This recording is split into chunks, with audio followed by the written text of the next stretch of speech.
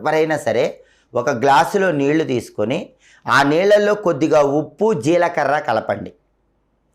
అలా ఉప్పు జీలకర్ర కలిపిన తర్వాత స్పూన్తో బాగా తిప్పి ఉప్పు జీలకర్ర కలిపిన ఆ నీటిని మీ ఇంటి ముందు భాగంలో చల్లండి. దీన్నే ద్వార శుద్ధి అనే పేరుతో పిలుస్తారు. మహిళలు ఎవరైనా సరే వీలైనప్పుడల్లా సాయంకాలం పూట ఈ ద్వార శుద్ధిని చేసినట్లయితే లక్ష్మీదేవి ఇంట్లోకి సులభంగా ప్రవేశిస్తుంది. అలాగే ఆడవాళ్ళు ఏం చేస్తారంటే ఉదయం పూట తులసి దళాలు కోసుకోండి. సాయంకాలం పూట ఆ తులసి ఆకులు రసంలాగా చేయండి. ఆ తులసి ఆకుల రసాన్ని సాయంత్రం 6:30 తర్వాత కొద్దిగా మీ ఇంట్లో ఉన్న అన్ని గదుల్లో చల్లండి. నెగిటివ్ ఎనర్జీ మొత్తం పోతుంది. లక్ష్మీనారాయణల విశేషమైన అనుగ్రహం కలుగుతుంది.